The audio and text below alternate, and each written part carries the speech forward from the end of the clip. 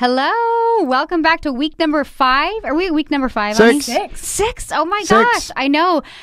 We are here at the Big Money Stylist podcast, and it's only number 6. So people have been asking me, like, where do I get it? How do I find it? Well, obviously, if you're listening to it, you've got it and you found it.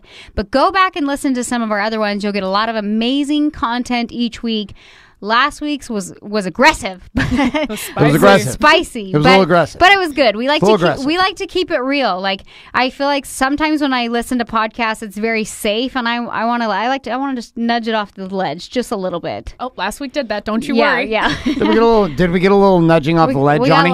We jumped. He was like, we jumped right off. Just jumped running. We're like sayonara, see you later, off we go. Peace out. So if you didn't hear that one, go back and check it out, and you can see what you think, See what you think. But today, specifically today, each week we have a different topic that we're covering. This week, so we kind of like circle throughout the month. We are on power, correct? Yes, ma'am. We are back on power. Yes, ma'am. We are back on power. That means we've made the circuit. Yes. We've made it back around the circuit one full time. We started with the pilot. We went with power. We went to production. We went to profit. We went to protection, which protection was a fiery game. Then we went for protection, and we're back to power. So we're going to make the cycle again one more time. But to get us started, we do have an announcement. We have 2 announcements. One announcement is there's someone missing from the panel. Oh, she's here in spirit. Oh, well, Coach Ani, why is Coach Val gone? Coach Val right now is currently inside the salon. We're filming on a bit of a different day, and she's like, I love you guys, but this is my happy place, and my clients come first, so they're in spirit. And we're here actually recording this show early because why, Coach Ani? What's going on this week? So pumped. It's Christmas week for me, basically. It's BMS. We have 2 events that are 2 days, Tuesday, Wednesday, Thursday, Friday, and it's going to be so good. 2-day events. What? Danielle, how does that make you feel? You know what? It's so funny because you're like Team BMS, which is Big Money Stylist, and Val is like Team DKW, which is like the hair side of things. And I genuinely love both. Like, I find balance in both. Like, I love being behind the chair. Like, I love the art of it. I love everything. And then I just like get a high off like teaching, and I love that. I just love it all. It's like such a good week for me when I can do both. So we got both happening this week. We've got 50 artists. I believe 50 artists coming in this week. We have 25 individuals from our current mastermind are coming in for their repeat experience, and then we've got another 20 brand new artists coming in with 5 repeating on the Thursday, Friday of this week. All coming in to learn the unique method of natural beaded rose. And if you are unfamiliar with what we do here at Big Money Stylist, we are here to unleash the artist inside of you and take you from the slavery position behind the chair to a power position both in front of the chair and behind the chair with a unique method we call natural beaded rose extensions created by the one and only the queen of extensions, Danielle K. White. We're going to just go over her camera angle and just my name like all evil. Danielle K. White. Dun, dun, dun. Sunday. Are you a wrestler now? Wrong Welcome podcast. to the Royal Hair Extension Throwdown. No. All right, so we really started this particular show and the entire program at BigMoneyStylist.com to be able to lead artists to a place of power. We are not for everybody. If you're looking for a cheap little knockoff Redken color class, we are not your solution. I like Redken, I keep talking shit about Redken. I know, don't talk shit about Redken because I really like Redken. You love Redken. I do. So, all right, I don't know why I say this. You do because I've only taken you to like 2 hair classes, and you don't. Garrett does not do hair. No, that's true. But I do my own hair. Yeah, but we've gone to some events and things, and I actually love Redken. I'm a big fan of Shades EQ, and I like a lot of their products, and so I brought Garrett with me to a few of their events. So it's his only point of reference. So if you're a Redken rep out there or a part of the Redken family, don't take offense to what he is saying. It is the only point of reference he has. And Garrett does huge events with thousands of men, and so when he comes to an event, he's kind of like, "This is how they put on events," and I'm like, "Well, honey, it's a $500 event. It's not not even $500. Yeah, it was like a $49. Bring 3 of your friends. Totally. Get it on a Groupon and bundle as many artists as you can into a small Ford Focus because it saves you money. Stylists love it. So anyways, we are not talking We're not talking shit about Redken. I actually use Redken and very much enjoy it. Well, there you go. I literally don't use Redken, but it appears that my wife does. And it appears that every artist on our team does, so I will begin to assimilate a new story. We'll find another product that we don't use, and we will use them in their color class as an example. BMS is a very intense program that is leading artists understand what it actually takes to create. It's not just posting social media pictures. It's not about getting fucking popular. It's ultimately about getting paid. And it's about ultimately getting to experience your art in the way that you originally got into the industry for in the first place. So we're going to start our topic off today. Let's start this. We're going to talk about power, but first we're going to define power again. So we're going to come over to Coach Ani. Coach Ani, give it to us. Although the camera, the way it's set up right now, I'm going to adjust it, makes you look like a very short woman. It's not that you're actually very tall as it is, but yeah, you're looking a little short. So I'm going to ask you power, and then I'm going to adjust the camera at the same time so we can get a little bit, for those watching, can get the full view of you, and it doesn't look like we got you from the chin up. All right, so what do you got here? Give it to us. What is power, and what's your experience with the topic of power when it comes to being an artist? First off, I'll let you know that someone last night told me I looked like I was 5'5". Oh. It was Daniel. He's a liar, but I appreciated it because I'm only 5'1". He was drinking. Just give me that. Power itself is really just finding a place where you're able to move forward, and I feel like that's really what it is. You just find power inside your business to where you can make the hard decisions, because not every business decision's an easy one, right. And it definitely requires a lot from you, but it's just finding a place where you can stand and move forward, I feel that's what it is to me. Danielle, what would you add to this idea of power? Power. I would say from an artist standpoint, and I share this story all the time, when I got into hair, it was merely as a hobby because I didn't know what I wanted to be when I grew up. And I found this place of power when I started to kind of discover my niche, and I was like, I'm pretty good at this. And even before I had started my brand or anything like that, I was like, I genuinely like this, and I feel like I kind of have a knack for it. You know what I mean? Like I was like, oh, wow, like, I had no idea if I would even like hair, and now I'm finding myself feeling in this place of power because I'm very proud of the way I do hair, and I'm feeling like I'm feeling like in a place of like power, and that's when I kind of evolved like the whole brand and things like that, and I was no longer a hobbyist. And for me, if I'm speaking on power from that standpoint of as a stylist, it's just like having a niche, owning my niche, and being good at your craft creates power. You're owning your own shit. Yeah. Okay. So we've got power as this topic that we're going to focus on today, but we're going to look at it from a couple different ways. First thing we're going to look at is power as you as a person, outside of what you do behind the chair and outside of what you do in front of the chair. Just like overall this idea of capacity. Now, let's assume that all artists are not created equal. They're not created equal, and they don't exist as equal.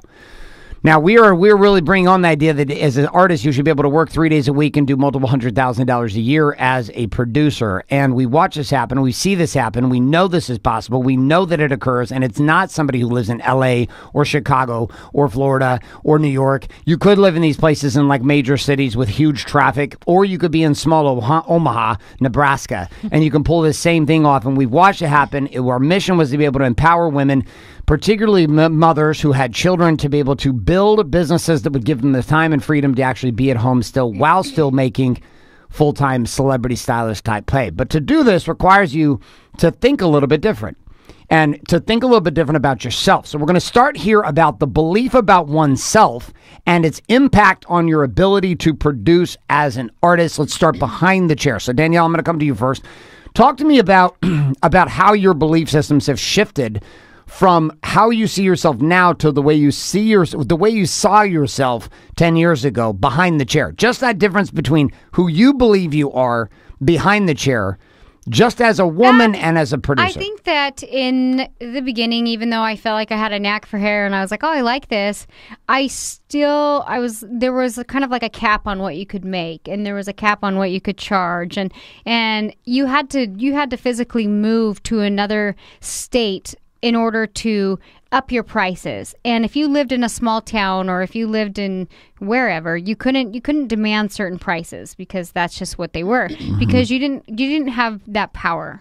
And so for me, I experienced it firsthand. I remember when I moved from Salt Lake City to Arizona. Gilbert, Arizona. And I didn't know where Gilbert was. I thought that Scottsdale and Gilbert were the same thing. We only lived there for 2 years, but I joke around with my husband. I'm like, oh, Gilbert is really far out there. I had no idea. I mean, it just looked like a cute, family-friendly area.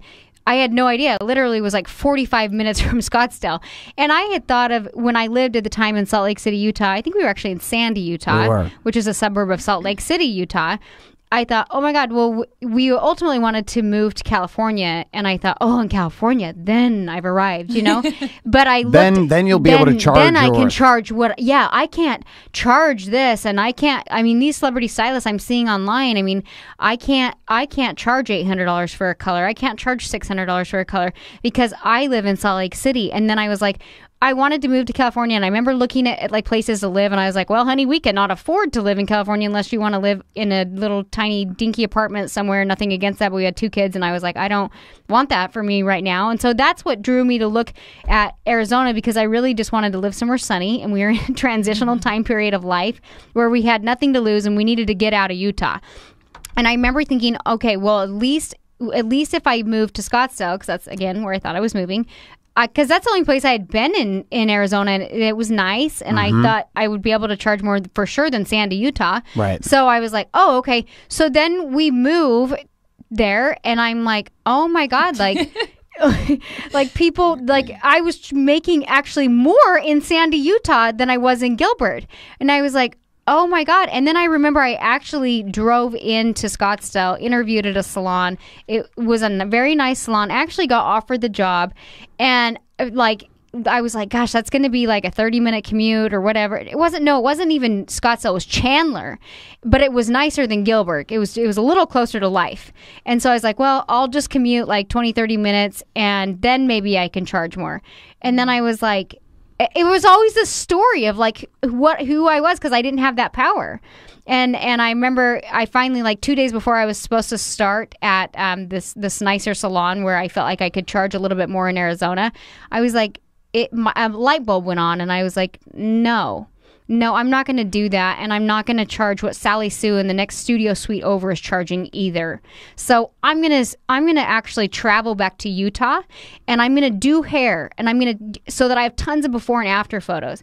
And I had 2 young kids. I had a 6-month-old baby and how old is? Let's see, she was 4, would have been like and 4 a 4-year-old. And once a month, I was flying to Utah because sadly, my reality was I could not charge what I felt like I wanted to in Gilbert, Arizona, but I thought, you know what, I'm going to charge what I want. I don't care. I'm going to see if I can get Scottsdale people to come to me, but I have to have some pictures. I have to have something to post. I have to have something to market.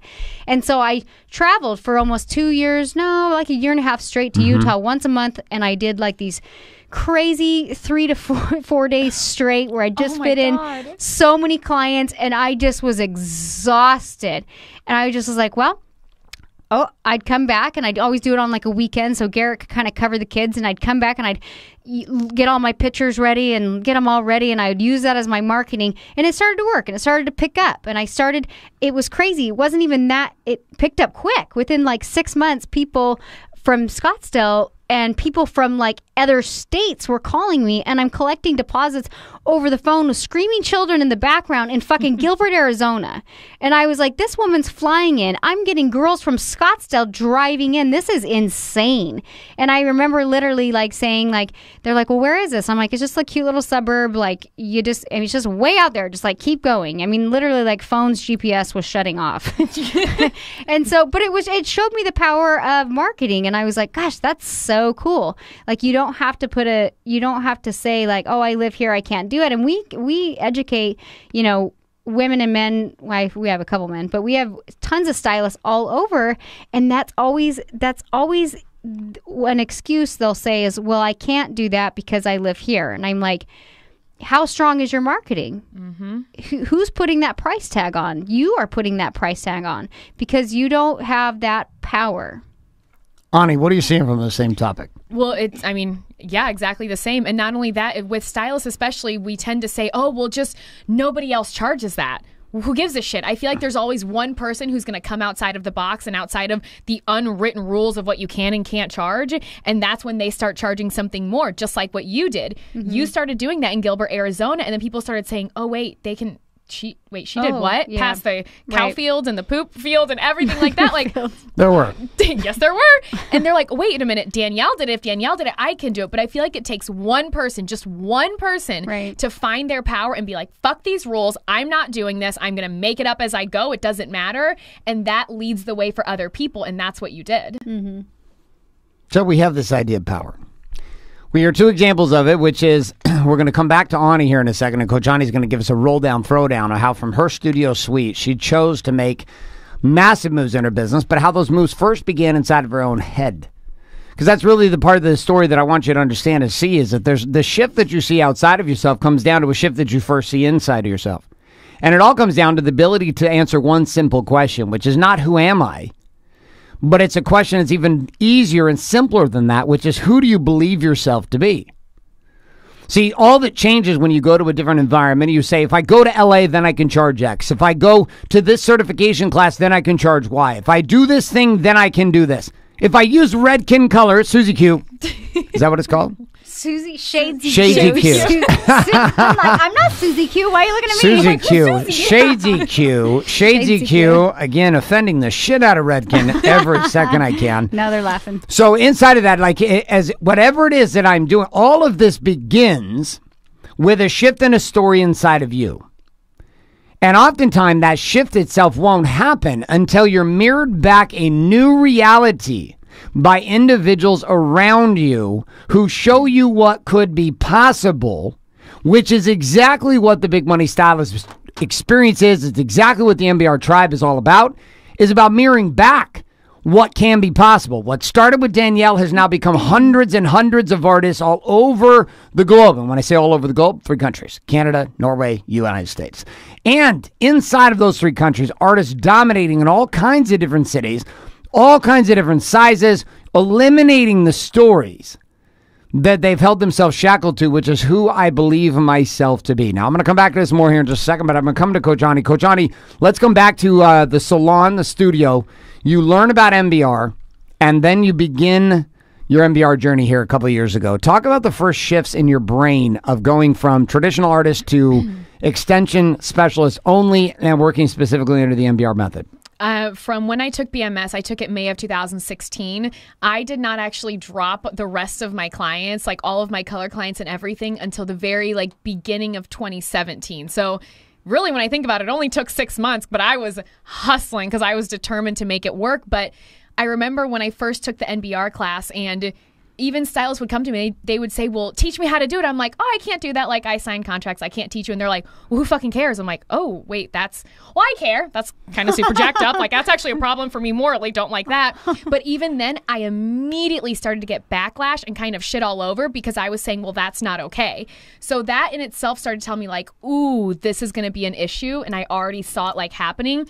So then when it came down to my business, it was really just trying to figure out what was I going to do? Because I was like, well, I hate doing kids cuts. I don't like doing men's cuts. Every grandma that comes in is fine. Still had one perm I was doing, but whatever, it's fine. Nice. You love the perm. Her name was Penny. I know. I remember when I was like, does anyone do perms? And you were like, you gave me this death stare, and I was like, I feel like Ani does not do perms. No, God, no, not anymore. But it was at that time in my business, I just wasn't happy with where I currently was. So it was, okay, I can keep doing this and keep slaving away and keep being unhappy, or I have to make a change. So one day I was like, well, fuck it. I'm not doing men's and kids. And at the time I was like, oh my God, you're insane. You're losing your mind. You're supposed to take on all the clients and all the services. You're supposed to do everything. What are you thinking? You're turning away money. But I was like, no. Don't think of it that way. You're opening space and time. I literally, every step of the way, I would tell myself, you're insane. It's a terrible idea. But then I'm like, no, wait.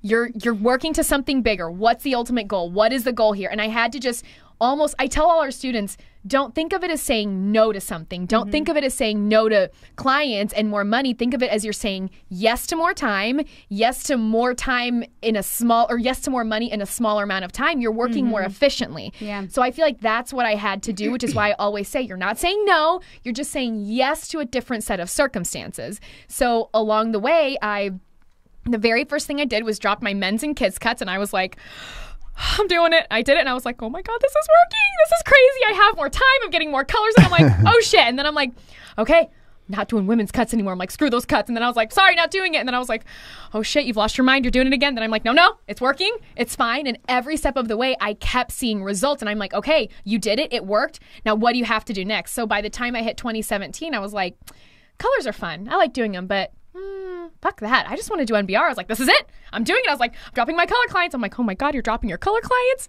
Are you insane? Like, what are you thinking? That is so much money. But I'm like, no, hold on.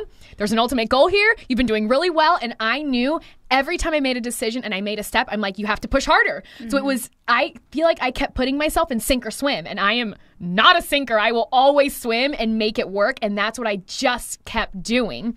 And it was the same with moving to California. You guys said, come here. And I was like, yay, it's fine. It doesn't matter that I bought a house 6 months ago. It's cool. It's totally fine. It doesn't matter. And at the time, I was like, you can't fucking do that. You cannot move to California. You're insane. You're working for yourself. You're making $20,000 a month. What are you fucking thinking? Then I'm like, well, if I were to do it, what would I need first? I'm like, a place to live would probably be a good idea. So I'm like, okay, I'm going to do it. And same thing. I was like, fuck it, I'm doing it. I'm like, I don't know. I'm moving to California. I'll figure it out when I get there. And that's kind of what I kept doing. And it kept working. But I just had to tell myself, look at your end result. What do you actually want, as opposed to what I don't want to say sacrifice, because Garrett said it the other day, and that has resonated with me so much. I haven't sacrificed anything. I really haven't. And people can even say, well, you gave up your marriage. Okay, well, I let go of something that wasn't working. That's not sacrifice. That's just making another move. And that's how I keep seeing it. I haven't sacrificed shit. I've just let go of things that don't work. Right. And that's why I'm here now. I think it's too, like, just listening to how, like, I think a lot of artists struggle with this where you're like, well, I can't say no to money. I have to cut this out. I have to cut this out. And it's so hard. And I'll even say to those, like, you know, who are very well producing in the industry of being a stylist, it's hard at every level, because I think we don't want to say no to money. So what I find with high producing stylists is they create what I call the factory. The factory. Yeah. And I find myself even getting to that place where I'm like shuffling clients in, and I'm like, I don't really like doing that. And I don't think the client really likes, I don't really think the client, like, they might say, like, well, I'll deal with it because I want to go to this particular salon, but they don't like it. No. And so for me, even though, like, I've been doing just MBR and color for years, but for me, I still had to come to that same level of, like, saying no to money and raising the bar for myself as far as pricing and experience and quality that I was giving to my clients. Because I felt in the beginning, I felt like I was saying no to money. I'm like, oh my God, I have a client who wants to pay me like $2,000 to do her hair, and I'm telling her no. You know what I mean? And then that's where I'm like, no, this is how I want to. I don't double book at my salon. I do like an overlap. Yeah. And it's just there's just slightly overlapped with each client. I book a full set of extensions and color every 2 hours. And I mean, I'm fast because I've been doing it for a bit, and I always feel like I can genuinely connect with each client. Like, I do most of the color, I do all of the extensions, and I like the experience of the client coming in and feeling like, it's not like we have to sit there and talk the whole time. Do you know what I mean? But I think somewhere along the lines that even high producing stylists lose that connection, and you need to value yourself more in, like, who you are and why that particular client is coming to you, and give them that experience. And if that means saying no to money and raising your bar there, that's something that also needs to be done so that you're back in a powerful place with inside of your own business. Well, and even when it comes back to power, I know that you stopped working weekends because you were like, turns out, don't want to work weekends. And I was like, oh my God, she's crazy. And then Val didn't want to work Saturdays anymore. And one day she was like, I don't want to work Saturdays. You're like, well, stop working Saturdays. Yeah. And she's like, what? And I still remember that, because then I was sitting there and I'm like, oh God, Saturdays are the worst. Right. But as stylists, you're told, well, you have to work Saturdays. Right. That's when everybody's off work. Well, I make time to go see my doctor during normal work hours. Why can't someone make time to come see me? So when Val stopped doing Saturdays, I'm like, son of a bitch, Danielle did it, Val did it. I'm like, wait a minute. If they can do it, that means I can do it. Right. And it was not easy to tell people, oh, I'm sorry, I don't work Saturdays. They're like, but do you work Sunday? I'm like, do you work Sunday? Nope. Interesting. Me either. So. And we do have stylists that work Saturdays at DKW Styling. Mm-hmm. However, it's kind of like, hey, build up your books. And then when you get to a place where you're like, okay, I'm good, migrate your clients to where you want to be, because you have that you have that ability to do so. And then you can, even if you are working Saturdays and you're a stylist, that you build up and you do what you need to do to get kind of clients in, and then maybe merge them, say, I'm no longer working Saturdays. If they love you and connect with you based on the experience and the quality of work that they're getting, and you tell them you're not working Saturdays anymore, I guarantee you they're going to move over. And in the beginning, it's kind of this role between the client and the stylist of like give and take, and it should be a relationship in which both parties want to be in. So I'm not sure why I went over to that side of things, but I like where this show has gone. And literally for like 10 minutes, I was quiet. And some of you were very excited about this, including all the Redken reps who were like, fine, this asshole's not talking shit about our brand anymore. I apologize. Forgive me. All right, so we've got this power topic that's being brought up. And what I want to paint for you to really see and hear, and what you've been hearing from Coach Ani as well as Danielle, is this following reality, which is there is a shift that happens in what you tolerate. Right? And that's what we're hearing is a shift in what you tolerate. Your life and your business does not become anything more than what you tolerate. Nothing more. It will never rise above what you tolerate. And there's a toleration level that comes with how women and artists inside of this game are treating themselves.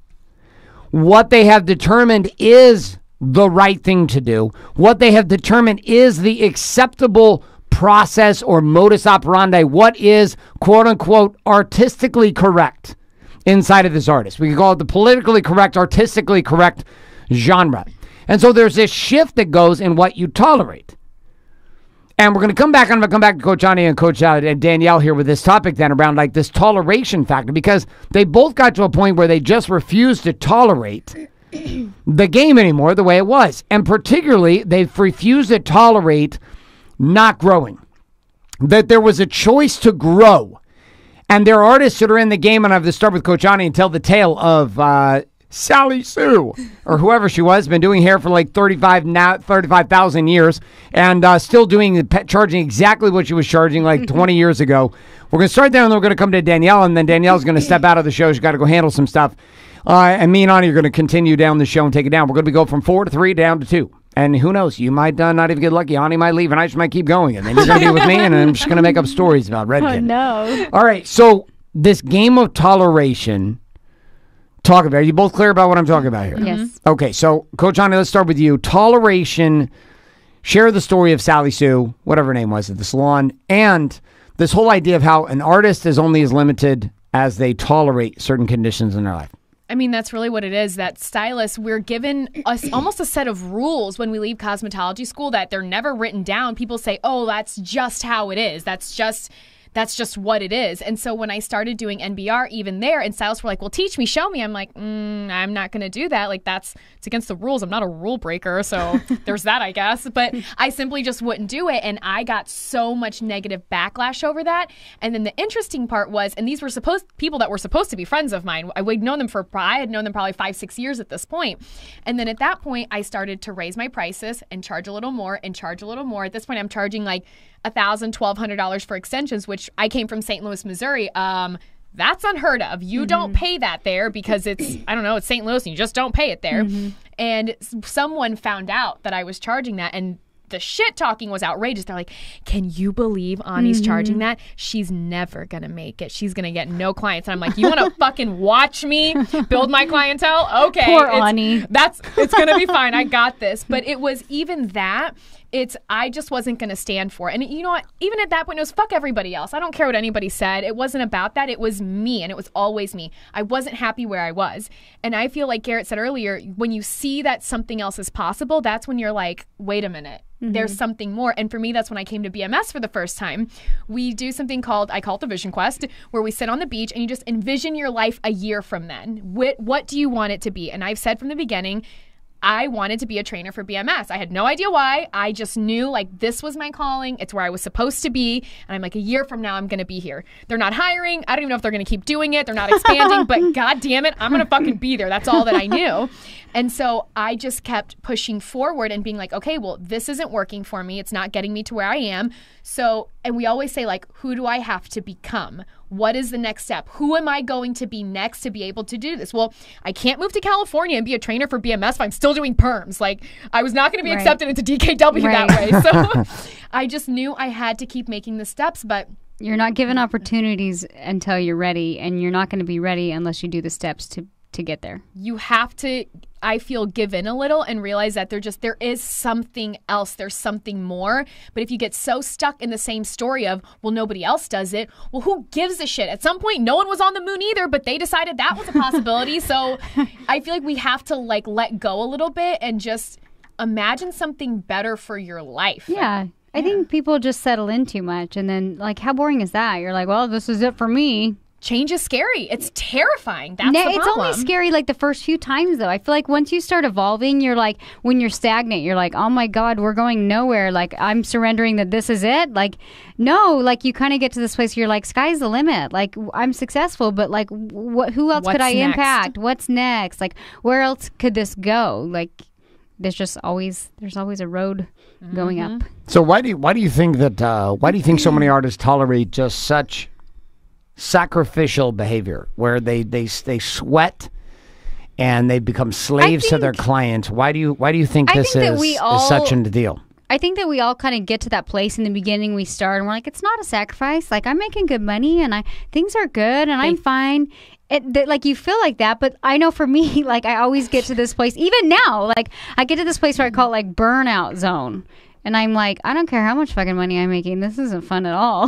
Like, I don't want to burn out anymore. Well, and I think stylists, they think they're making good money because we never They don't know look any at different. numbers. They don't know any different, yeah. Because they're like, I spent 13 hours behind the chair today. Yeah. How long were you behind the chair? Oh, 6? You must be poor. Yes, okay. That is true. Like, I tell people all the time, I'm like, I take 6 clients a week, and they're all, oh, you can't get enough leads? I'm like, yeah, that's why. That's all I can do, Dang I guess. it. Maybe next lifetime I'll no. I kind of like, I set my boundaries, because again, I would even with like doing hair extensions, I went into the game of like, factory, no saying more to money, no saying no to money. Like, this is how it has to be. This is how everyone else is doing it. This is what I need to do. And then I would get to this place of like burnout, and I was like, no, I don't want to be there. I don't want to do that. I don't want to do that. I love hair. I want to be in the game, but I'm going to set my own rules, and I'm going to just create my own path here. And that's why I was like, cool. I know I want to do 6 clients a week. Mm-hmm.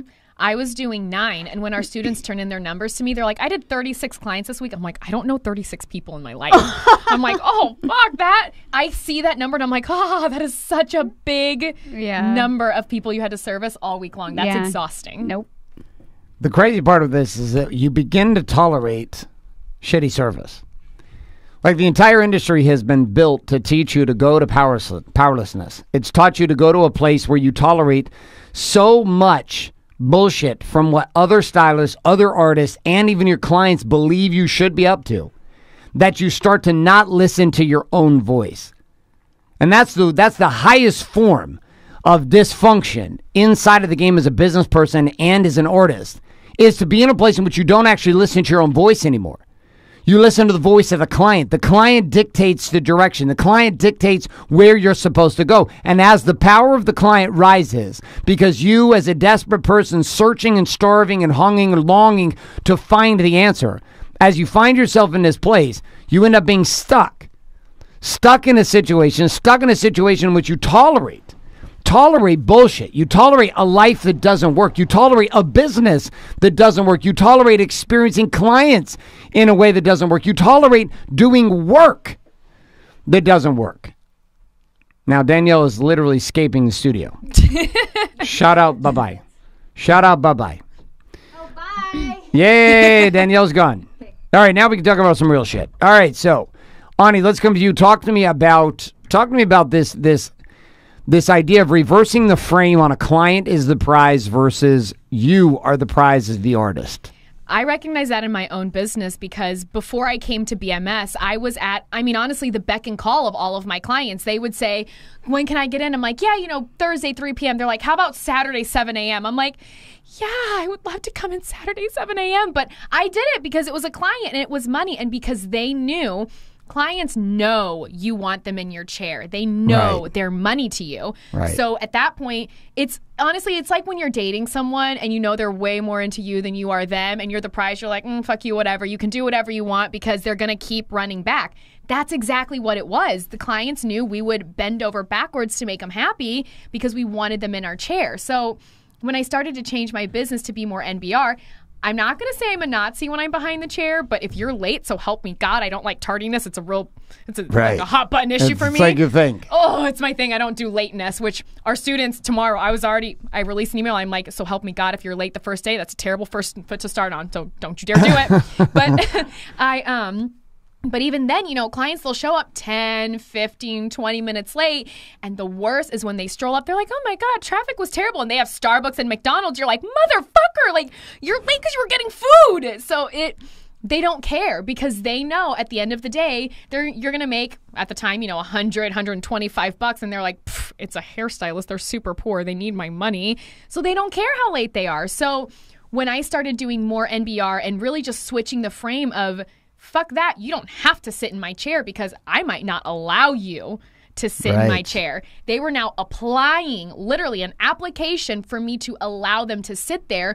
The role started to reverse. I put my foot down on being late. I'm like, 15 minutes, your appointment's canceled. I don't care, you're out. And let me tell you, that happens once to someone, they're never late again. So I was so strict on it, and they knew I was a total Nazi about it because I hate that.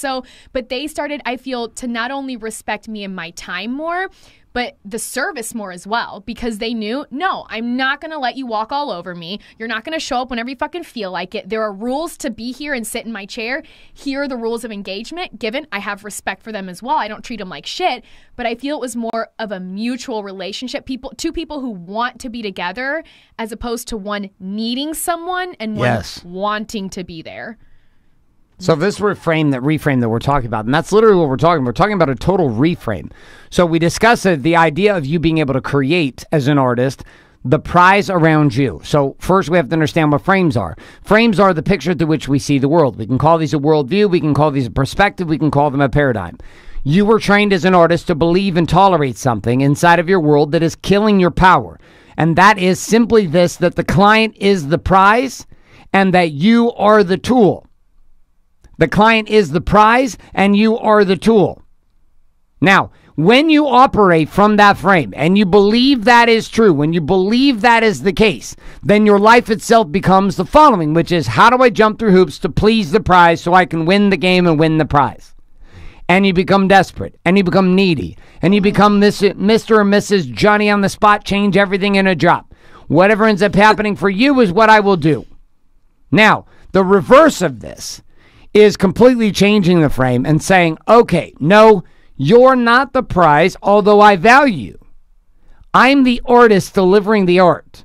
You are the consumer of the art. I actually create the frame into which I choose if you have qualified to play the game. Now, Ani, I started introducing this to you when you first came into BMS. What were your thoughts initially on this when we started talking about reframing this whole game with the client? I loved the idea. I'm like, that's never going to work. I'm like, okay, you want me to have people go online and fill out a form to sit in my chair? I'm like, you're fucking crazy. No one's going to do that. And then as I started marketing more, and I was the student that Garrett said jump. I'm like, how high? I already jumped 15 times. You mean to do it again? Like, yes. That was me because I became obsessed with it, which I'm still obsessed to this day, and I love it all. But it was just, as it slowly started to work and people actually were applying to sit in my chair, I'm like, holy shit. And it wasn't just like they put their name and email. They had to watch a video, watch a second video, fill out a form, even put pictures of themselves, and then watch a third video. I mean, they had to go through a process just to sit in my chair. And then they still had to talk to me, by the way. And if I allowed it, then they could come sit in my chair because some people are crazy and didn't want those with me either. So it was just insane. But I realized I was enjoying work more at that point. Yeah. My clients were better. They were happier. I was happier. And when you're happy behind the chair as opposed to burnout mode, your work improves. You're not begrudgingly doing their hair thinking, well, fuck you and your highlight. You're not paying me enough. All that went out the window. So we have this shift, not only in toleration for yourself, but crazy enough, you actually are giving the gift to the client by shifting the frame, because the client wants to be led, But most artists are not leading. And they're not leading because they put the leadership role on the client's head. If the client knew how to lead themselves out of a bucket with color, if a client knew how to put their own extensions in, if a client knew how to cut their own hair, they wouldn't be coming to you.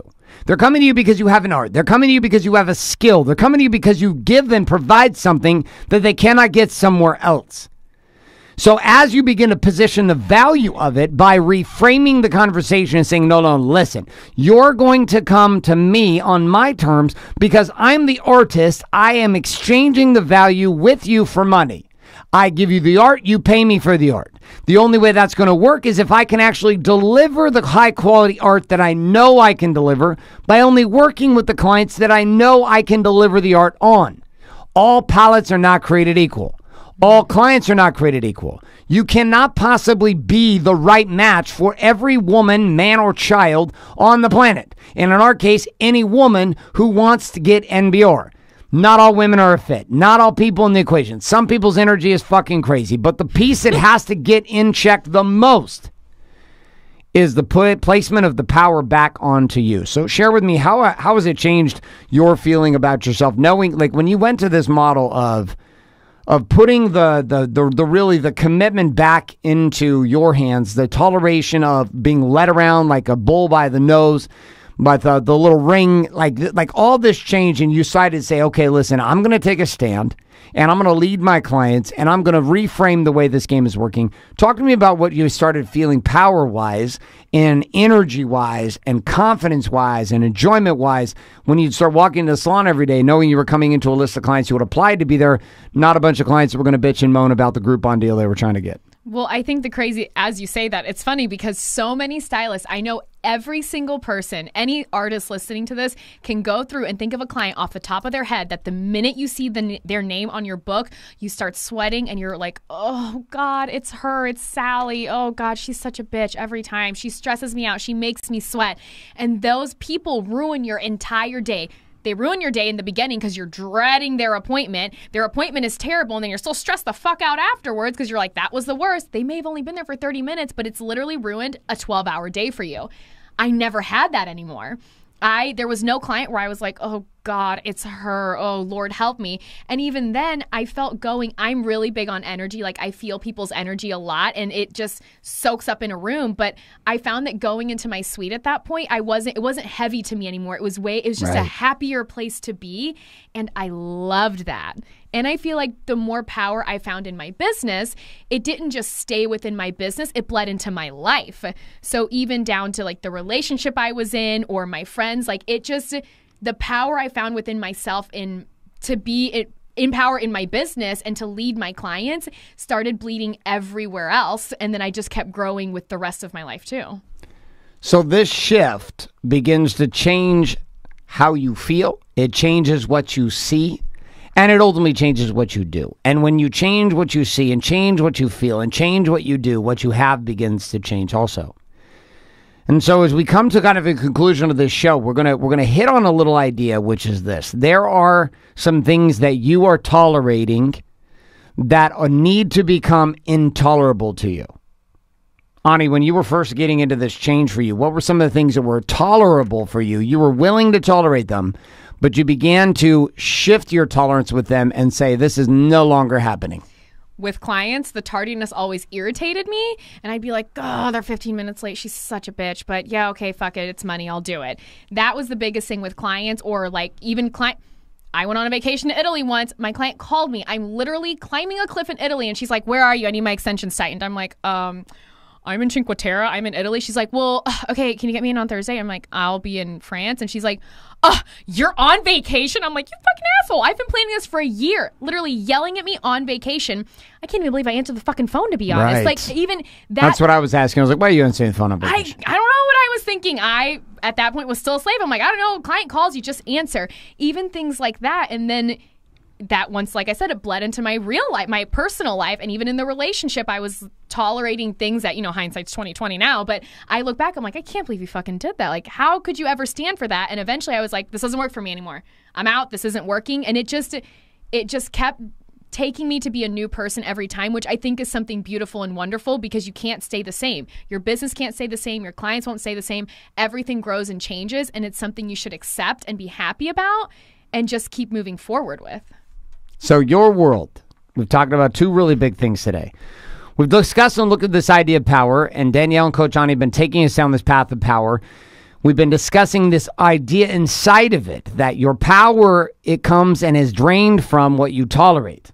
It's obtained by what you commit to, and it's drained from what you tolerate. Here's what I tolerate. My life cannot become more than what I tolerate. Inside of that place, we looked at the reframing possibility of changing the way you see yourself as going from the one who is pursuing the prize to the one who is the prize, and the client is pursuing you. And that comes down to marketing. And that comes down to production, which we're going to talk about next week again.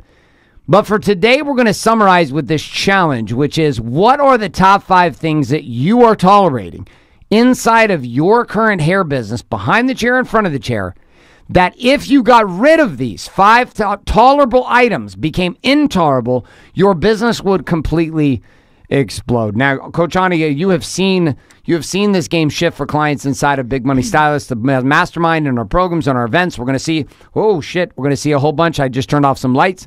You're totally in the dark, but we're still recording. It looks fantastic. You're like literally like a dark creature. Just like my soul. I got it. Your soul is dark. We're going to end it. We're going to end it with no lights. I just turned off one of the backlights. It's all right. We're going to keep going because it looks kind of cool.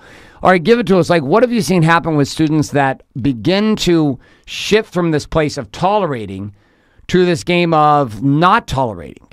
And what have you noticed happen in their power as well as their production? I can even talk about one of our students who's the nicest, sweetest person I've ever met. And not to be that guy, but honestly, she was a walking doormat to all of her clients. They would show up whenever they wanted, do whatever they wanted, and she would allow it every single time, until one day she was like, you know what? Fuck that. I'm not doing that anymore. And she started to put her foot down, and it took her about 1.5 years, and she actually just opened up her own salon because her business kept growing. She kept dropping clients she didn't want to do, services she didn't want to do, but her life, it kept getting better. She kept seeing more and more results, and realized, like, the more power she took and the less bullshit she took from people that she really didn't even like one of her clients invited themselves to her wedding and then didn't even show up. So that was a cool one. Yeah. She was like, I'm not doing this anymore. And even now, I talked to her just actually this morning, and she said, I feel like I'm where I'm supposed to be. She goes, I finally feel set in my place in life. She's like, I have my salon. It's the very first NBR only boutique by any of our students. So yes, props to her. But she said it. She said, I am where I'm supposed to be. She goes, finally, I have a sense of peace. And that's what she got from letting go of bullshit, finding her own power, and putting her foot down for the first time in her life. She found peace. So what would you not give to have that sense of calm in your life every day? This is the beauty. This is the beauty of the game. Like, across the board, is the opportunity to create a business and create a life that actually matters to you. To have a business that you want to go to every day, with clients that you want to go to have a game and a creation inside of your artistic place. You not only get paid what you're worth, but you also have the space to enjoy your life outside of what you do in the business. And that's what we stand for here. And that's what we're doing this week. The week we're recording this podcast, we have 50 students coming in. This is not a cheap class. It's a $4,000 investment per ticket to come, with 50 students coming in this week into our Big Money Stylist programs. And people say, oh, it's this, it's that. But at the end of the day, the reason individuals come is because of the results that are inevitable and inarguable here at Big Money Stylist, a program that we launched almost 18 months ago and really took off with here about 7 months ago, and decided to get serious with it, to start building a motion, a commotion, and a movement about change. Now, Coach Ani, final thoughts here as we wrap up today's show. What are your feelings and thoughts as you come in knowing that half of these students are going to be repeats, meaning they're individuals for the first time coming to, that'll be their second event with us, but they will have already come to BMS convention. Now they're coming to BMS 2-day intensive. But then we have another 25 coming in that are brand new. This is their very first experience. They've never done anything inside of the BMS family. This is a big fucking week. Great week. Talk to me about what your thoughts are as a trainer and a coach as you sit outside the night before we begin a 4-day run with these students. Well, I've said before, I feel like it's Christmas for me, because these weeks for me, the other Coach Val actually texted me this morning. She's like, it's your birthday and BMS week. She goes, which one's better? It's Christmas. I'm like, it doesn't matter. This is all great. But it's insane to think that half of the people are starting exactly where I started a year and a half ago. And then the other half, they're already 2 months in, which doesn't sound like a lot, but for our program, it's so intense. This is still going to blow their mind because we're like, okay, they're coming in. They've already done some shit. It's time to up the game again. Let's change this shit and really put them under pressure, which we have. And they're really stepping up and I like it. But this is game changing every time. And even a student just came out this morning and she's like, Ani, number one, you taught my 4-year-old how to say fuck, so can't play your videos anymore. I was like, well done, well done. Sorry about that, Elizabeth. That's my bad. But even then she's like, she goes, I've been sitting as a wallflower. She's like, I don't want to do that anymore. I want to start talking. But they're coming out of their shell and opening up more and finding a place that's safe and amazing. And that's what I love about it. This isn't just a class, it's a family and a community we're building, and it's only getting bigger. And that just, I love it. NBR Job is the name we have for it. You'll see with huge, big lights and big signs sitting on all of our stages at our main events, including all of the big money stylist conventions coming up this year, which we have 3 with 300 artists per event, as well as all of our classes. And if you're looking to be part of one of our intense experiences, we'd love to have you. We've got a couple seats left here for the spring of 2018 before we roll into the summer games. You can head over to bigmoneystylist.com. Check that over there. Watch that short movie if you feel inclined and feel connected to it. We'd love to take your application on and have you sit down in a conversation with Coach Ani or Coach Val and see if coming to the Big Money Stylist Intensive is a right fit for you, your future, your family, and your business. Thanks so much for being here this week. Again, our 2 big focuses inside of Power today were about reframing yourself around being the prize versus the one who is pursuing. And the second piece is looking at the game of what you tolerate, that your income and your business and your entire life is a function of what you tolerate. And if you don't like what you see, it's time to stop tolerating some of the bullshit you've been tolerating. And the challenge we gave you was to look up and say, what are the top 5 challenges or obstacles inside of my world that I've been tolerating? The behaviors of my clients, the behaviors of myself that I've been tolerating, that if I changed them, shit would change faster. Thank you so much for being here this week. Next week, we'll be back with all of the team. Myself, Coach Ani, Coach Val, and Danielle, all 4 of us back into the game as we move into production. And we're going to move next week into a topic of sales and actually the ability of how do I persuade and ultimately sell once I create all of these powerful consultations. So thanks so much for being here. My name is Garrett J. White. I am one of your co-hosts here on the Big Money Stylist Show and one of the trainers inside of the Big Money Stylist game. And Coach Ani, wave it up because the camera's on you now. And give us our final words here, Ani, as we wrap up today's show. Power can be something scary, but it's something you should own because it's a beautiful thing. And we're going to end on that. Thank you so much for being here this week. We look forward to having you next week again for all of the show notes, tips, tricks, and action guides for this week's show. And for all the rest of the shows, pick them up for free with a simple email opt-in by heading on over to bigmoneystylistnow.com. Also would love a review and a subscription in iTunes, Google Play, Stitcher, or SoundCloud. Pick your platform and off you go. My friends, thanks so much for being here. We'll see you next week as we dive deeper into the conversation of production as an artist, particularly with the conversation of selling and persuasion. We're out.